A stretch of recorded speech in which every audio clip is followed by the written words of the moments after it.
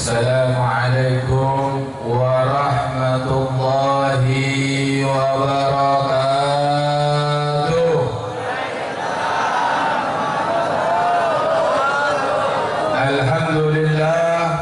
Alhamdulillah rabbil alamin, wassalatu wassalamu ala asyrafil anbiya wal mursalin sayyidina wa habibina wa syafi'ina wa qurrati a'yunina wa tabibi qulubina wa maulana Muhammad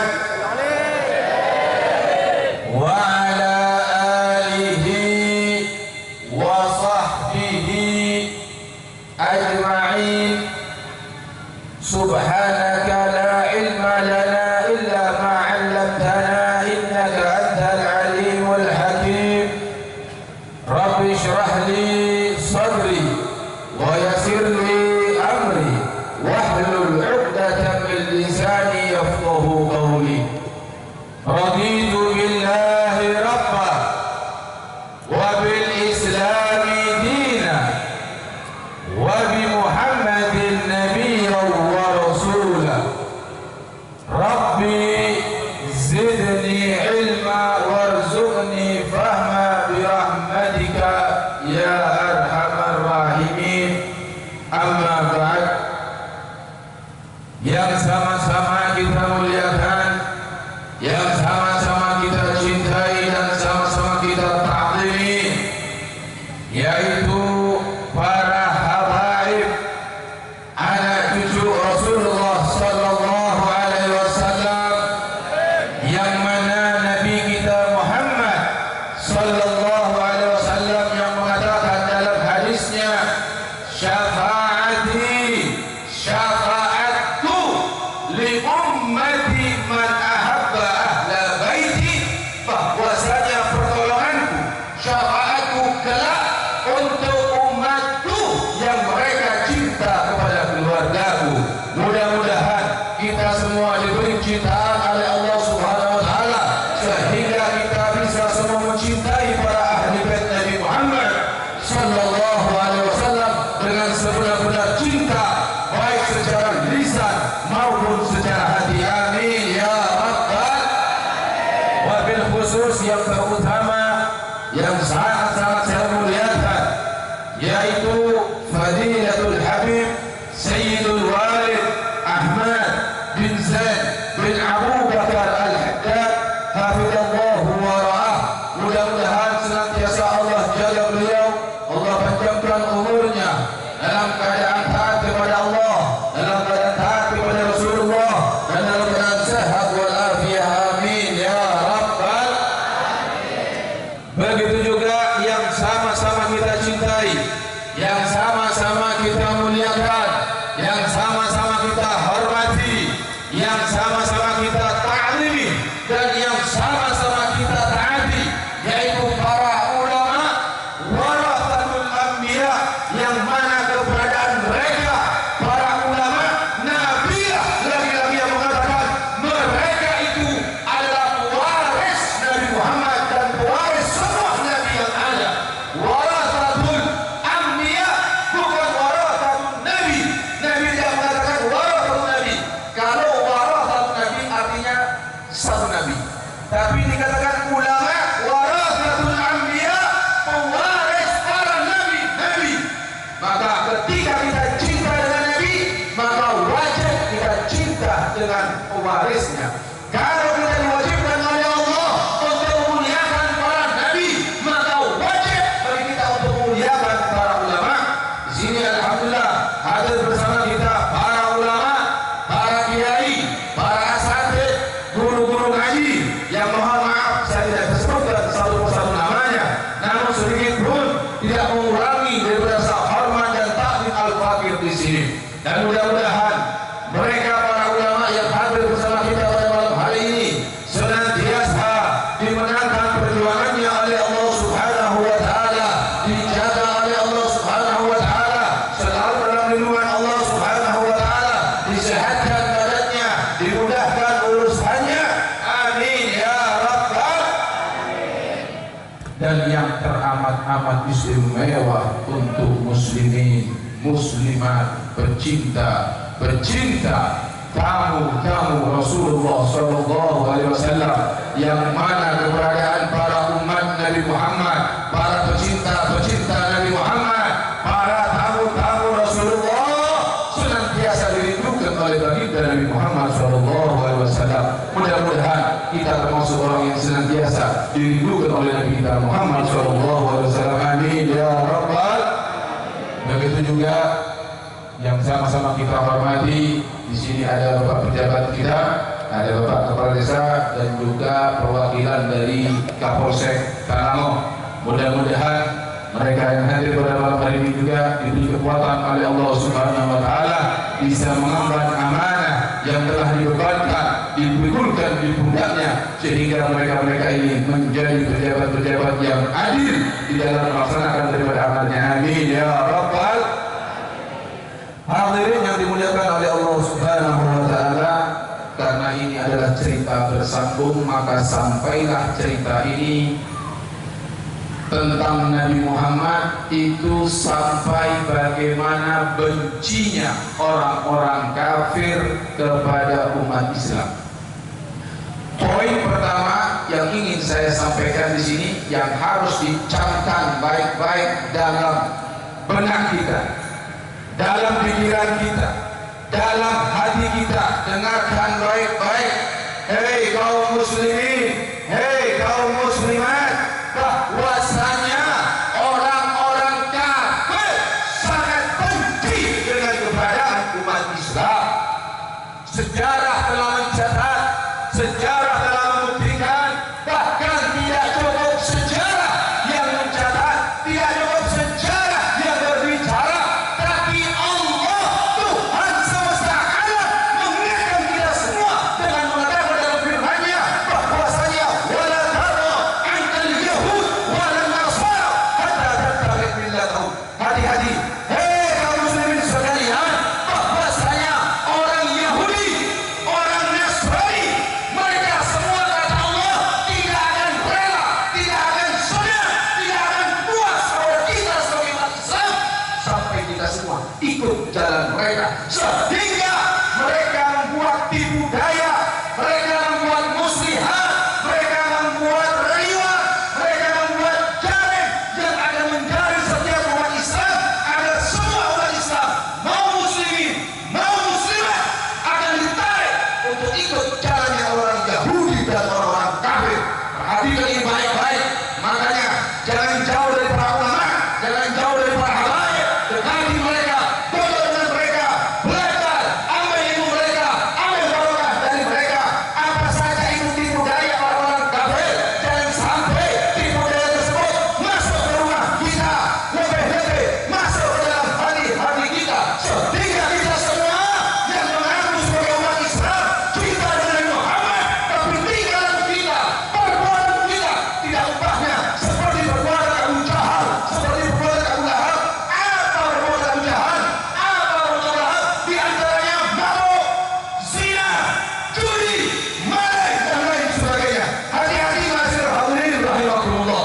Camkan baik-baik, kalau Anda cinta dengan Nabi Muhammad, ikuti ajaran Nabi Muhammad, kenali Nabi Muhammad, dan letakkan Nabi Muhammad selalu dalam diri kita, selalu dalam hati kita. Tanamkan setiap hari, jangan sampai kita kendor.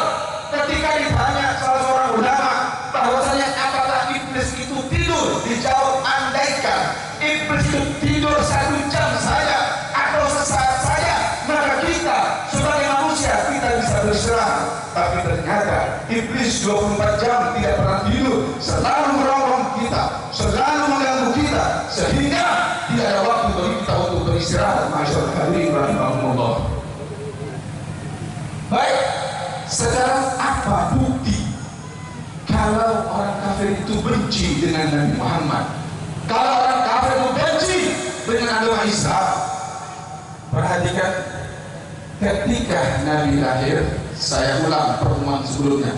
Ketika Nabi lahir sampai Nabi berumur 40 tahun, seluruh masyarakat orang Mekah cinta dengan Nabi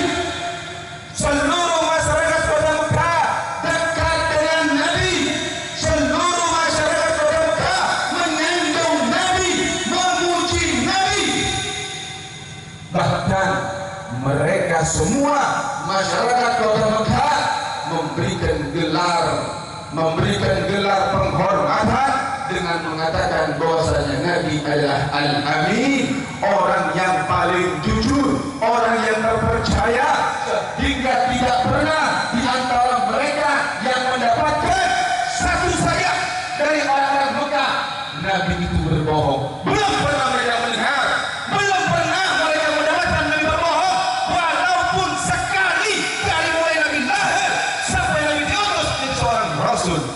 Tapi apa yang terjadi di sini, masyaallah hadirin rahimakumullah, mereka lah yang mengatakan Nabi orang jujur, mereka lah yang mengatakan Nabi Al-Amin. Tapi ketika Nabi diutus oleh Allah, diperintah untuk menyampaikan agama ini, menyampaikan agama Islam, agama yang kita peluk sekarang ini untuk mengenalkan Allah, untuk mengenalkan dirinya Nabi sebagai seorang Rasul, apa yang terjadi? Begitu Nabi sampaikan dirinya seorang utusan Allah, bahwasanya yang berhak disembah adalah Allah, mereka semua langsung mengatakan, kadzdzab, engkau Muhammad pendusta, engkau Muhammad pembohong. 360 derajat mereka langsung berubah sebaliknya. Masyaallah hadirin, mereka tidak terima. Ternyata bukan mereka tidak percaya dengan Nabi Muhammad, tapi mereka tidak terima ketika Nabi Muhammad membawa ajaran baru, sehingga tidak terimanya mereka dengan Islam bukan hanya sekedar dalam ucapan, tapi secara mencatat. Ketika tidak suka, mereka pergi kepada Abu Thalib, yang mana Abu Thalib mengasuh Nabi ketika itu. Kata yang pertama, perhatikan bencinya mereka. Ini saya urut, perhatikan baik-baik, dengarkan baik-baik, dan sampai ada yang salah paham. Bagaimana bencinya mereka kepada umat Islam. Datang kepada Abu Thalib. Intinya datang yang pertama, dia minta kepada Abu Thalib, hei Abu Thalib, kau larang keponakanmu jangan lagi berdakwah, kau cegah keponakanmu Muhammad jangan lagi dia sampaikan agama yang baru, jangan dia kenalkan Allah kepada orang Mekah, jangan kenalkan dirinya sebagai utusan Allah. Ketika pelarangan pertama, ketika mereka datang tidak berhasil, apakah mereka diam? Tidak. Selang beberapa waktu mereka datang untuk yang kedua kalinya. Bagaimana yang kedua kali? Ternyata yang kedua kali dia mengatakan kepada Thalib, mulai ketika tadi melarang, sekarang sudah mengancam. Hai Abu Thalib, inna nasr, kami tidak sabar. Tolong, kau cegah, kau larang keponakan Muhammad, atau kalau kau tidak mampu, biarkan aku yang mencegahnya. Sudah ada bentuk ancaman. Ternyata lagi-lagi ancaman ini sudah dijawab oleh Nabi dengan sumpah Nabi ketika itu, sebagaimana kemarin saya ceritakan. Artinya tidak berhasil ancaman untuk Nabi Muhammad. Apakah mereka diam? Tidak. Datang yang ketiga kali, terlihat kurang ajarnya orang kafir. Datang yang ketiga kali membawa seorang pemuda yang bernama Umar bin Khattab, seorang pemuda yang tampan, seorang pemuda yang gagah, seorang pemuda yang sehat. Didatangkan, dibawa kepada Abu Thalib. Hai Abu Thalib, kami sedang datang untuk yang ketiga kalinya, dan yang ketiga kali ini yang terakhir. Cukup peringatan hanya 3 kali.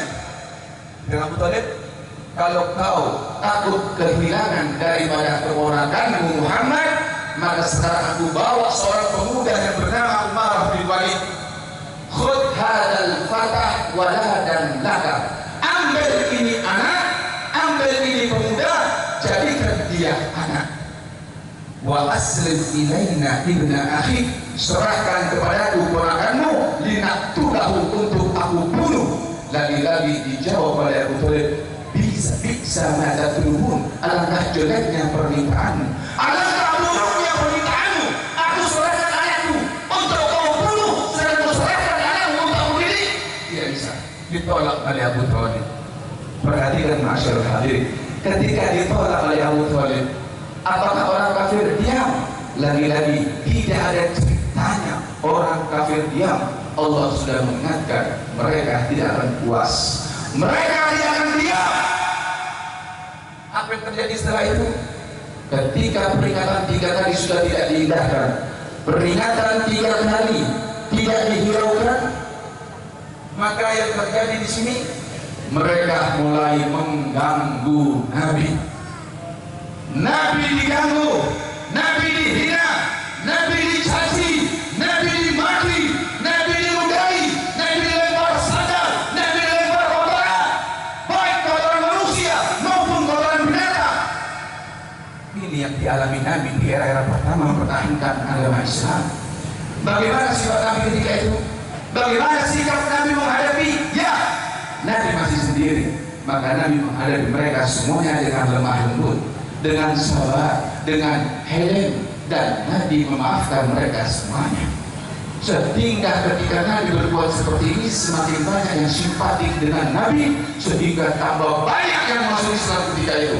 Melihat Nabi mendapatkan simpatik, mendapatkan hati di tengah masyarakat, bahkan semakin banyak, semakin bertambah pengikutnya, mereka mulai pusing, mereka mulai sakit hati, mereka mulai mencari cara yang lain, sehingga ketika itu diberhentikan.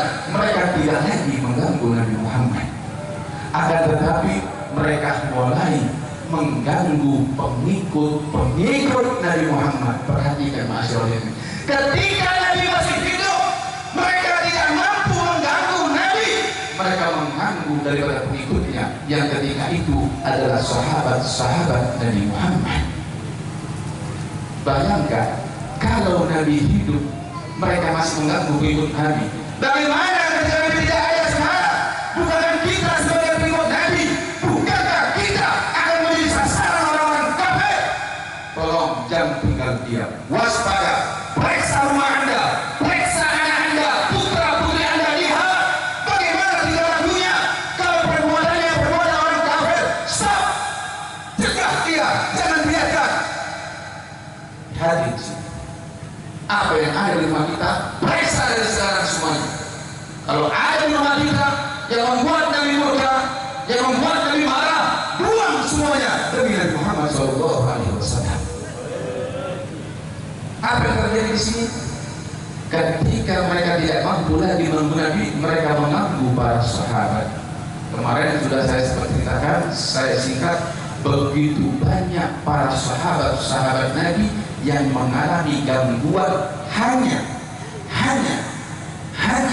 karena dia menyembah Allah dan beriman dengan Nabi kita Muhammad. Kenapa sahabat Nabi, pengikut Nabi disiksa? Satu jawabannya, salahnya hanya karena dia memeluk agama Islam, itu saja. Tidak ada yang lain. Kita tidak pernah mengganggu umat Islam, tidak ada mengganggu kalau tidak diganggu. Umat Islam yang mana dia membawa agama dari Nabi atau agama Islam yang rahmatan lil alamin, kita agama damai. Tapi lihat, mereka tidak akan puas, mereka tidak akan ridha kepada kita semuanya, sehingga sahabat-sahabat Nabi tadi diganggu. Siapa di antara mereka yang diganggu? Ini sebagai pelajaran. Terus terang saya kalau baca itu sejarah sahabat yang sisa, demi Allah saya tidak sanggup untuk meneruskan untuk membacanya. Tanpa dirasa di tengah malam kami membaca, ketika saya baca sejarah ini meneteskan air mata. Tidak bisa membayangkan bagaimana pedihnya mereka. Bahkan sekarang umat Nabi Muhammad, lihat di berbagai negeri, ketika dia menjadi minoritas, hanya untuk mengucapkan asyhadu an la ilaha illallah wa asyhadu anna sayyidina Muhammadar Rasulullah, mereka harus menanggung untuk disembelih, mereka harus menanggung untuk disiksa, mereka harus menanggung di embargo, di boikot, tidak bisa makan. Kita lihat bagaimana Palestina, kita lihat bagaimana Rohingya, bagaimana Islam di Cina, semua orang Islam dibantai ketika mereka minoritas. Lihat di sini masyarakat hadirin, tanamkan kebencian kita kepada orang-orang yang durhaka kepada Allah, yang dia dilaknat oleh Allah. Ketika dia tidak taubat, mati dalam kafir, dilaknat oleh Allah. Tanamkan kebencian kita kepada mereka semuanya. Artinya benci dengan syiriknya dia, benci dengan dia tidak beriman kepada Allah, bukan benci dengan zatnya. Tanamkan dalam diri kita. Jangan sampai kita mengagungkan orang-orang kafir, mau dia pemain bola, mau dia penyanyi, mau dia bintang film, mau dia aktor, siapapun dia, kalau dia musyrik, apa kata Allah? Wa a'rid 'anil musyrikin, berpalinglah kau hai umat Islam dari orang-orang musyrik, jangan kau ikuti jalannya dia. Kemarin sudah saya ceritakan, mungkin saya ulang sedikit. Saya ucapkan dengan pertanyaan, bagaimana kalau Anda punya teman Anda baik kepada Anda, main bolanya bagus, suaranya indah, orangnya dermawan, Anda setiap hari dikasih uang, Anda butuh apapun Anda dikasih, niscaya Anda akan cinta dan senang dengan teman Anda yang baik ini. Tapi pertanyaannya, ketika teman Anda yang baik tadi menghina ayah Anda, menghina ibu Anda, apa yang Anda lakukan? Apakah Anda masih cinta dengan dia? Apakah Anda masih senang dengan dia?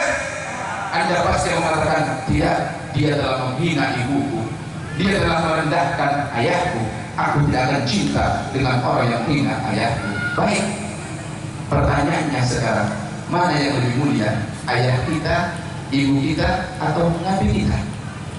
Tentu nabi kita lebih mulia. Masyarakat hadirin rahimahullah. Kalau ayah kita dihina, kita marah. Bagaimana ketika nabi yang dihina? Karena banyak orang ketika dia mengidolakan tokoh pemain bola, dia orang kafir, jawabannya, loh Beb, anak kan cuma senang sama main bolanya Beb, saya senang sama suaranya Beb. Tapi teman Anda yang suaranya bagus, teman Anda yang dermawan dengan Anda, teman Anda yang main bolanya bagus, ketika mencaci ibu Anda marah. Saya tanya sekarang, kenapa Anda marah dengan dia? Oh, mencaci ibu saya Beb, bukankah main bolanya bagus? Tetaplah bagus main bola Beb, tetaplah suara bagus Beb, mendanyane. Oh, ada cara-cara boleh cinta Beb, biar kau itu pasti ungkapan orang Madura yang ada. Ini sama. Lalu apa bentuk kurang ajarnya mereka orang kafir ketika dia tidak menunggu kita? Cukup kurang ajarnya dia adalah ketika dia tidak mau menjadikan Allah sebagai Tuhan, dan dia tidak mau menjadikan Nabi sebagai Nabi. Artinya apa? Dia tidak mengakui Allah sebagai Tuhan, sehingga dia cari Tuhan yang lain. Dia tidak mengakui Nabi sebagai Nabinya, sehingga dia tidak mau beriman dengan Nabi. Ini cukup, maka dikatakan syirik. Itu adalah bentuk zalim yang besar, zalim yang paling agung yang ada di muka bumi. Dosa yang besar pertama adalah syirik kepada Allah Subhanahu wa taala. Baik. Di sini siapa di antara para sahabat pengikut Nabi yang disiksa? Pertama adalah, yang terbesar saya ambil 4. Yang pertama adalah Bilal bin Abi Rabah. Perhatikan Bu, Bilal ini dia beriman dengan Nabi ketika dia ketahuan oleh tuannya yang bernama Umayyah, ketika majikannya tahu dia punya budak masuk Islam, apa yang dilakukan oleh tuannya, oleh majikannya yang kafir? Tidak terima, sesuai dengan firman Allah, tidak rela, tidak suka. Apa yang dilakukan dia? Coba jadikan cambuk untuk kita, jadikan pelajaran untuk kita. Seberapa besar cinta kita dengan Nabi Muhammad. Apa yang terjadi di sini, masyarakat hadirin? Bilal diikat tangannya, lehernya diikat, dijadikan satu dengan tangannya. Maka tali tadi ini yang mengikat Bilal diserahkan kepada anak kecil, sehingga Bilal diseret keluar, dibuat arak-arakan oleh anak kecil, dipermainkan, ibarat seperti binatang, ditarik-tarik kayak kambing. Kenapa Bilal diperlakukan sedemikian rupa? Hanya karena dia beriman kepada Allah, beriman dengan Nabi Muhammad. Lalu apa yang terjadi? Di musim panas yang begitu dahsyat panasnya, Bilal dikeluarkan, diletakkan di batu-batu kecil, di padang pasir, ditidurkan di situ, yang mana dikatakan dalam kitab panasnya batu tersebut karena terik matahari di musim panas, dikatakan lau mudi'at qit'ah minal laham la nadojat. Andaikan sepotong daging diletakkan di batu tersebut, niscaya akan matang itu daging. Artinya apa? Bilal harus menanggung pedihnya, panasnya tidak bisa membuat matang daripada punggungnya.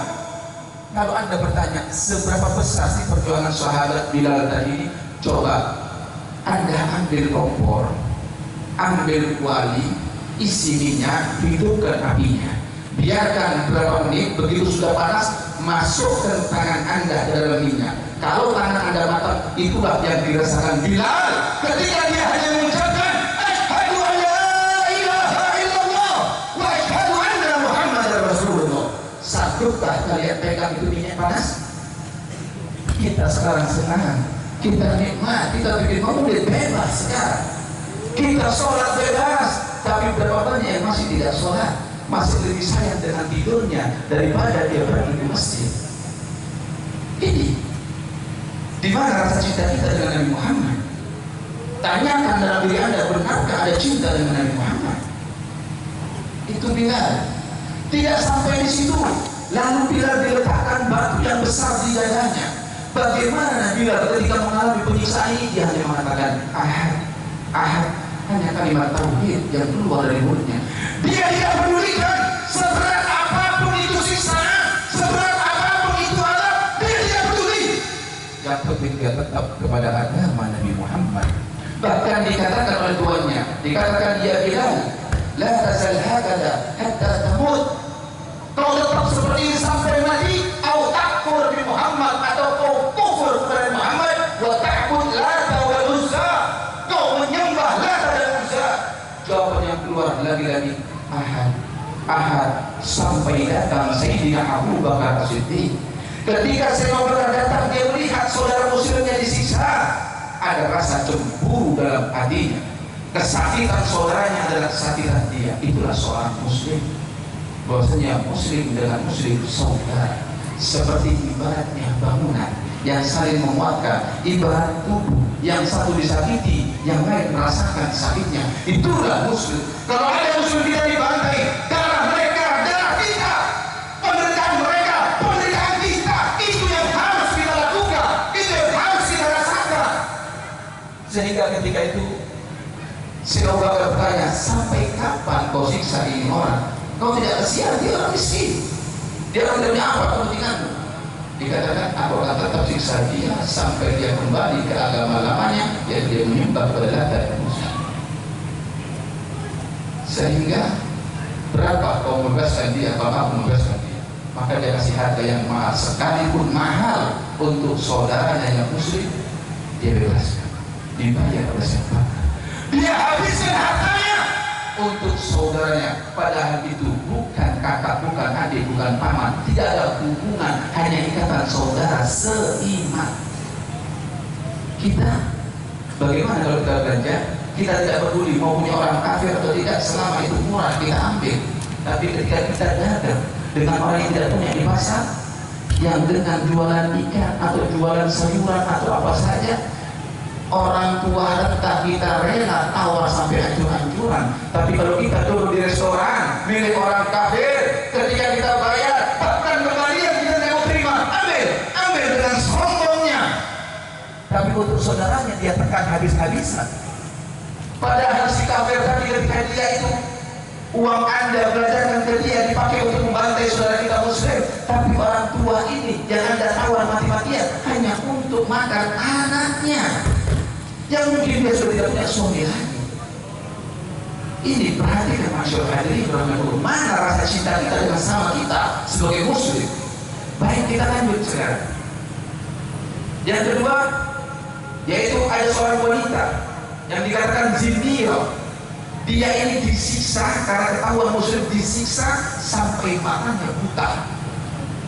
Dia pertahankan asyhadu an la ilaha illallah tadi itu sampai dia rela matanya buta.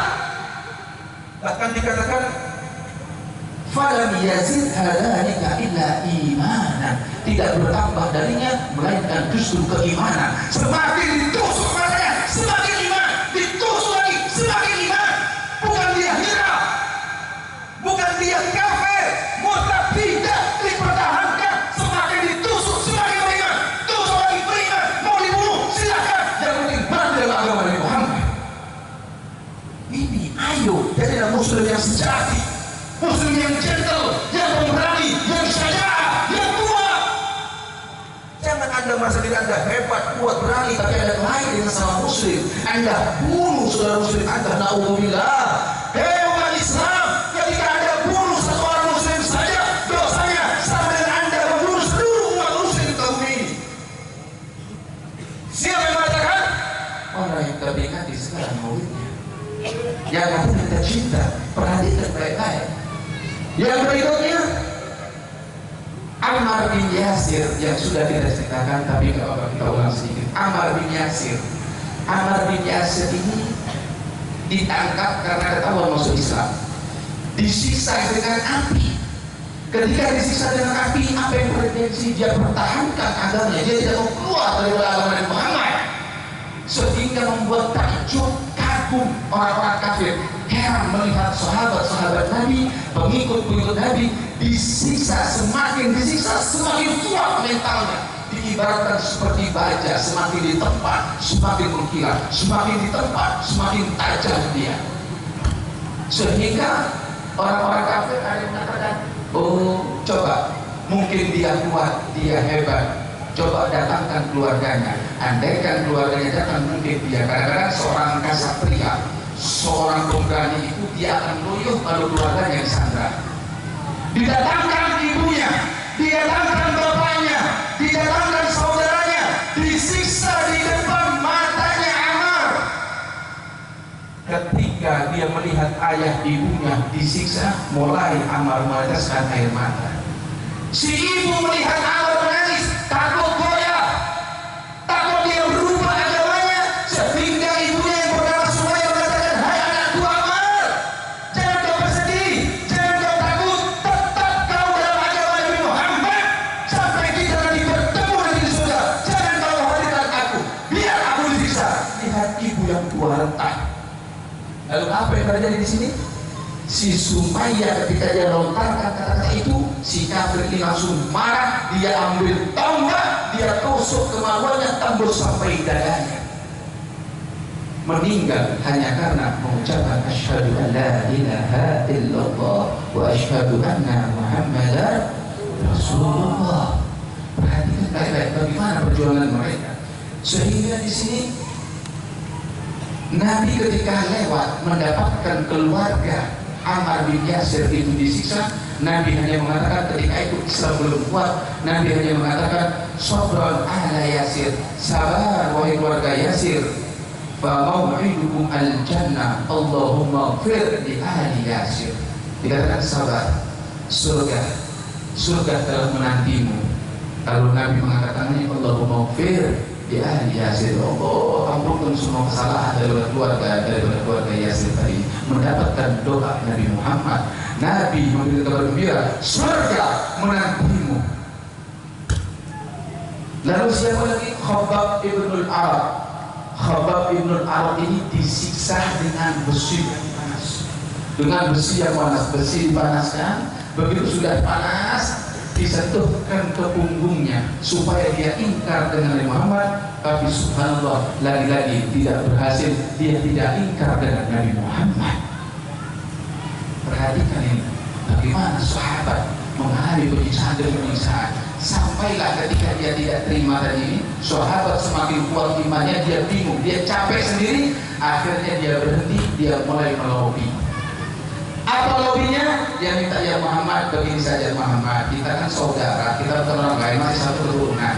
Bagaimana saja kalau misalnya kau sembah Tuhan kami, aku pun menyembah Tuhanmu. Lagi-lagi Allah yang menjawab. Sebelum Nabi menjawab, Allah yang menjawab dengan turun surat. Apa suratnya?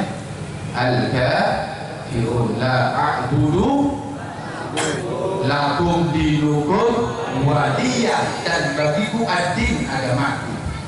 Ini yang terjadi. Tidak berhasil lobby-lobby, apakah dia tidak? Ya Muhammad, baik kalau kau tidak mau menyembah kami, Tuhan kami, ya tidak apa-apa. Tapi tolong Muhammad, Al-Quran isinya yang kami tidak cocok tolong dihapus, atau kau cari Al-Quran yang lain. Lagi-lagi Allah yang menjawab di sana. Intinya mereka tidak pernah berhenti sampai puncaknya. Ini perhatikan, ini cerita intinya. Sampai puncaknya mereka memboikot Nabi, seluruh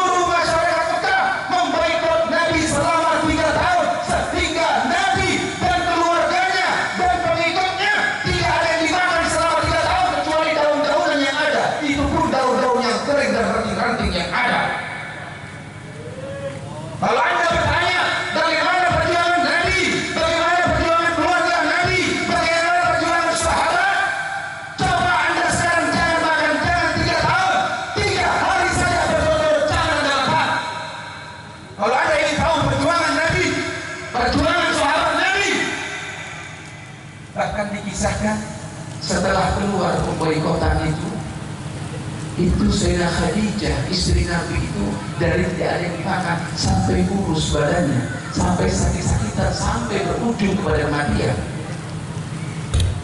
Dikisahkan satu waktu Nabi itu biasanya disambut oleh Sayyidah Khadijah ketika dia masuk rumah, disambut, Bu. Ibu, kalau mau menurut Nabi, Bu, suami pulang sambut seperti Sayyidah Khadijah. Itu datang disambut. Ketika itu Sayyidah Khadijah dalam keadaan lemah. Ketika itu Sayyidah Khadijah dalam keadaan sakit-sakitan. Dan ketika itu sedang menyusui putrinya.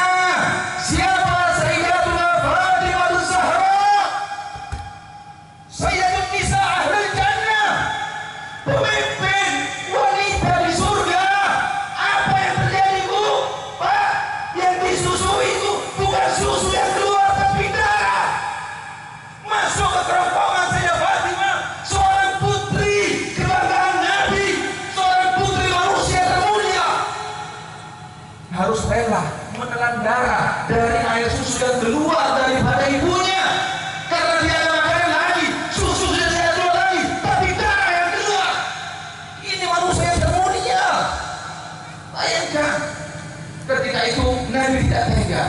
Sehingga mengatakan, wahai Khadijah, makan anak Khadijah. Kau di tempatmu Khadijah, jangan bergerak Khadijah. Lalu ketika dilihat sudah Fatimah itu menyusu yang didapatkan hanya darah, diambil oleh Muhammad Sayyidah Fatimah, didudukkan, ditidurkan. Setelah ditidurkan, apa yang terjadi? Masuk hadirin dia. Ketika Nabi bermanja, menghibur kepada istrinya, sehingga Nabi itu berbaring di paha Sayyidah Khadijah. Karena Nabi ketika itu habis berdakwah, habis mendapatkan cacian, makian, hinaan dan lain sebagainya, Nabi kecapean tanpa terasa Nabi tertidur. Di tengah Nabi tertidur, ma'asyiral hadirin, apa yang terjadi di situ? Sayyidah Khadijah membelai kepala Nabi dengan sayangnya, dibelai tanpa terasa meneteskan air mata. Lalu air mata tadi menetes ke pipi Nabi. Nabi bangun. Ketika Nabi bangun, Nabi bertanya, ya Khadijah, wahai istriku, kenapa engkau menangis? Lalu Nabi mengatakan, apakah engkau menyesal telah bersuamikan aku Muhammad? Apakah kau menyesal menikah denganku? Ya Khadijah, engkau orang yang bangsawan, engkau orang yang mulia. Dulu kau kaya raya, Pak, hartanya Khadijah 2/3 di Mekah miliknya. Tapi ketika menikah dengan Nabi, Nabi diutus sebagai seorang Rasul, berjuang agama ini, dihabiskan semua hartanya untuk Nabi Muhammad. Sehingga dalam riwayat dikatakan, ketika meninggal dunia tidak mendapatkan kain kafan. Manusia yang mulia meninggal tidak ada kain kafan yang bungkus dari tubuhnya. Bahkan dalam riwayat dikatakan, bajunya yang dipakai sudah lusuh, penuh dengan tambalan sampai berjumlah 83 tambalan, dan di antara tambalannya dengan kulit kayu. Ini istri seorang bukan pejabat lagi. Ini istrinya Sayyidul Awwalin wal Akhirin, Sayyidul Anbiya, Habibullah. Kata si Nabi, hai ibu, kau pulang pesta berapa baju? Hai bapak-bapak, lihat, kau sudah punya mobil, masih belum puas, mau beli lagi, mau yang baru lagi. Kau biarkan agama ini berantakan, kau tidak bantu, boleh Anda. Hati-hati, lihat Nabi Muhammad. Ketika Nabi mengatakan seperti itu, apa jawab Sayyidah Khadijah, wanita yang mulia? Lihat jawabannya. Wahai kekasihku, wahai Nabi Allah, wahai suamiku, bukan itu yang aku tangiskan. Ya, dulu aku kaya raya, aku hartawan, tapi hartaku, kekayaanku, aku serahkan kepada Allah dan Rasulnya. Ya, dulu aku bangsawan, aku orang mulia, tapi kemuliaanku aku serahkan untuk Allah dan Rasulnya. Sehingga Sayyidah Khadijah rela untuk dicaci, rela untuk dijauhi oleh masyarakatnya hanya karena ikut dengan Nabi Muhammad. Ya Rasulullah, Nabi Allah, bukan itu yang tangiskan. Aku menangis karena aku melihat dakwahmu belum selesai. Dulu aku kaya, dulu aku hartawan, dulu aku mulia, dulu aku Tapi sekarang aku sudah tidak punya apa-apa.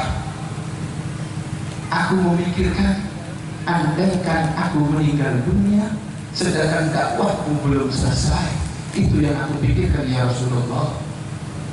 Kalau aku hidup aku bisa bantu, tapi kalau aku mati, yang aku pikirkan ketika kau akan berdakwah, ketika dalam dakwahmu kau harus menyeberangi sungai, menyeberangi lautan untuk bisa berjumpa dengan manusia, untuk menyampaikan agama Allah, dan kau ketika itu tidak menemukan, tidak mendapatkan perahu, tidak mendapatkan rakit, tidak mendapatkan jembatan.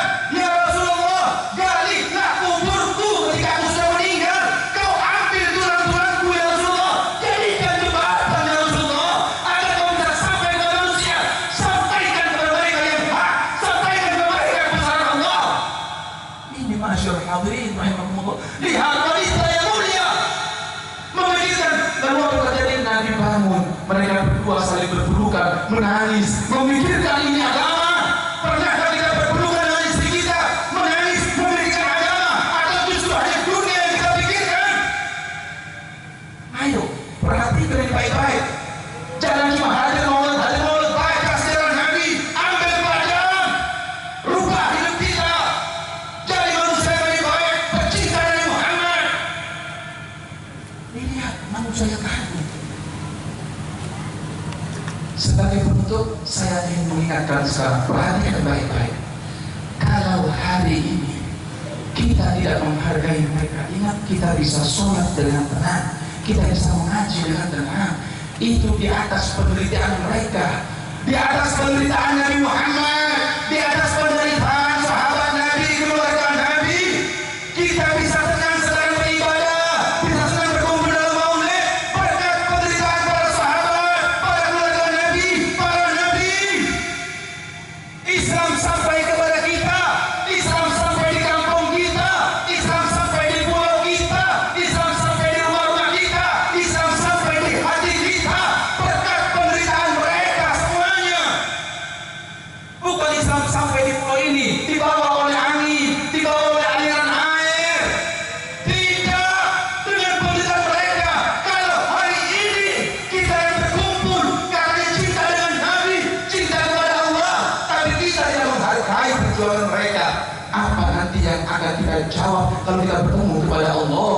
Hei para ibu-ibu, apa yang Anda jawab di hadapan Allah ketika Anda bertemu dengan para ibu-ibu sahabat Nabi yang rela mereka menjadi janda? Hei sekalian anak muda, apa yang Anda jawab di hadapan Allah ketika Anda bertemu dengan yatim-yatim para sahabat yang ayahnya meninggal dalam mempertahankan asyhadu an la ilaha illallah? Apa yang Anda jawab? Ayo, jangan main-main lagi. Habis kita punya waktu untuk main-main. Dari sekarang rubah. Perhatikan ini agama. Lihat ini agama. Bantu ini agama. Kalau kau tolong agama ini, Allah akan menolong Anda. Bantu agama ini. Ayo. Jangan kita untuk pribadi, kita sanggup untuk agama, dan sanggup, maka bohong Anda cinta dengan Nabi Muhammad. Mudah-mudahan cerita yang sekecil ini bisa menjadi pelajaran untuk kita, agar kita bisa kembali kepada Allah, agar kita bisa mengenal Nabi Muhammad, agar kita senantiasa dirindukan oleh Nabi Muhammad. Tunjukkan cinta Anda dengan Nabi Muhammad. Tidak ada yang lain selain Nabi Muhammad dalam hati kita. Tidak ada yang lain di rumah kita kecuali Nabi Muhammad. Tidak ada di pikiran kita kecuali Nabi Muhammad. Jadikan Nabi Muhammad selalu di hadapan kita, agar kita dicinta oleh Nabi, sehingga kita menjadi orang yang selamat dunia sampai akhirat. Dan insya Allah kita tidak hanya berkumpul di sini, tapi insya Allah kita akan berkumpul kelak bersama Nabi Muhammad di surga Allah Subhanahu wa taala. Ya Rabbal alamin. Pada akhirnya, ayo kita mohon kepada Allah, mudah-mudahan kita tidak keluar dari majelis ini melainkan Allah ampunkan semua kesalahan kita, Allah ampunkan dosa-dosa kita, Allah gampangkan semua urusan kita, Allah kabulkan semua hajat-hajat kita, dan Allah panjangkan umur kita semua dalam keadaan sehat, dalam keadaan sehat, dalam keadaan afiat, dan Allah matikan kita semua dalam keadaan husnul khatimah, husnul khatimah, husnul khatimah. ucapan yang terakhir keluar dari lisan kita ketika malaikat maut datang adalah ucapan la ilaha illallah Muhammadur Rasulullah. Sama-sama la ilaha illallah. La ilaha illallah.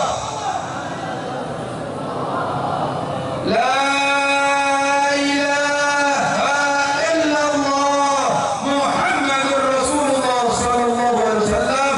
Alaiha nahya wa alaiha namut wa biha nub'athu insyaallah ta'ala wa nahnu minal aminin. Amin ya rabbal alamin. Wa lahfikum. Wassalamualaikum warahmatullahi wabarakatuh.